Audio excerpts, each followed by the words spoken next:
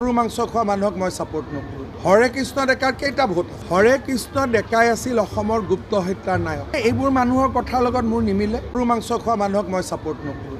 আপোনাৰ ঘৰত মাক সুধিবচোন, আপুনিতো দুনিয়াৰ মানুহৰ নাম ল'লে, নিজৰ মাৰ কথাটো সোধক। হৰে কৃষ্ণ ডেকাৰ কেইটা ভোট আছে?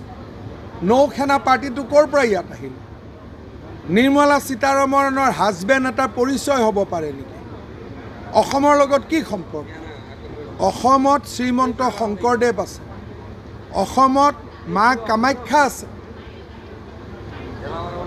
অসমত শক্তিপীঠ আছে। ইয়াতে গৰু খোৱা কেণ্ডিডেটক মানুহে ভোট নিদিয়ে। হৰে কৃষ্ণ ডেকাৰ ঘৰত কি খায় আমিতো চোৱা নাই, কিন্তু এই কেণ্ডিডেটজনীৰ দেউতাক মাকে গৰু খাই থকা ইনষ্টাগ্ৰামত ফটো আছে। উত্তৰ পূৰ্বক দেশৰ পৰা বিচ্ছিন্ন কৰিব লাগে বুলি কোৱা ছাৰ্জিদ ইলামাক ছাপোৰ্ট কৰা, উমৰ খালিদক ছাপোৰ্ট কৰা ৰেকৰ্ড আছে। এইবিলাক হৰে কৃষ্ণ ডেকাৰ ডাঙৰ জামেলাটো কি? আপোনালোকে, মই ইউজুৱেলি মানুহৰ এগেইনষ্টত নকওঁ। হৰে কৃষ্ণ ডেকাই আছিল অসমৰ গুপ্ত হত্যাৰ নায়ক।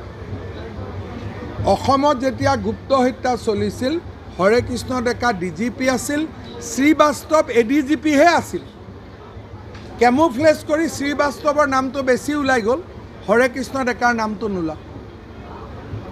আৰু এওঁলোকৰ ল'ৰা ছোৱালী ফৰেনত পঢ়ে, ফৰেনত থাকে, গতিকে টেনশ্যনে নাই, ইয়াত যি হয় হওক। সেইকাৰণে এইবোৰ মানুহৰ কথাৰ লগত মোৰ নিমিলে। চিধা চিধি